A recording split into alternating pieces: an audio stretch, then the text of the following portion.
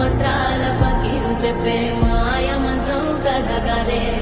చంటోళ్లను భయపెట్టే భూచోడి కథ కదే తాత ముత్తాతమ్మల భూతాల కథ కదే